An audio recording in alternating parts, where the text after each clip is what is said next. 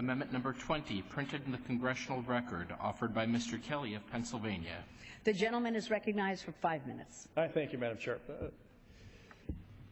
The reason I'm here tonight is to talk about the efforts that are being used to divert Harbor Maintenance Trust Fund monies to purposes other than what Congress intended, and that is dredging and maintenance of our harbors.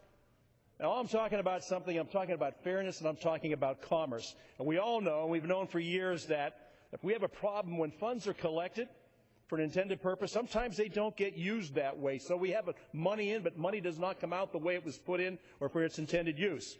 Now, there's a number of reasons for this happening. But until we get more funds for their intended purpose, I oppose, and Mr. Duffy and I oppose, expanding the authorities for the use of this funding. This is a matter of fairness. Now, the Harbor Maintenance Trust Fund has carried a surplus since 1997. At the end of fiscal year 2012, the trust fund had an estimated $7 billion surplus that was not spent on harbor maintenance. Yet our harbors are under-maintained. The U.S. Army Corps of Engineers has estimated that full channel dimensions at the nation's busiest 59 ports are available less than 35% of the time. That's unacceptable, and just from an economic standpoint, should be unacceptable to us. Ships, especially those in my district and throughout the Great Lakes, are light loading.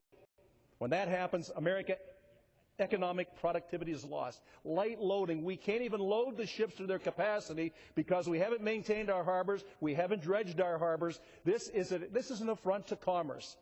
It goes back to the very beginning of what the Founding Fathers thought about. Commerce is so important, getting products from point A to point B. Now, Mr. Chairman, we must ensure that the monies intended for dredging are not siphoned off for other reasons. Our amendment will prohibit monies from being used by the administration to expand the authorized uses of the Harbor Maintenance Trust Fund monies. Now, I know this is something that the gentleman, my good friend from New Jersey, has supported in the past, and I appreciate his consideration.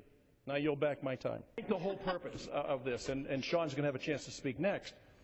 This money is collected for a specific reason.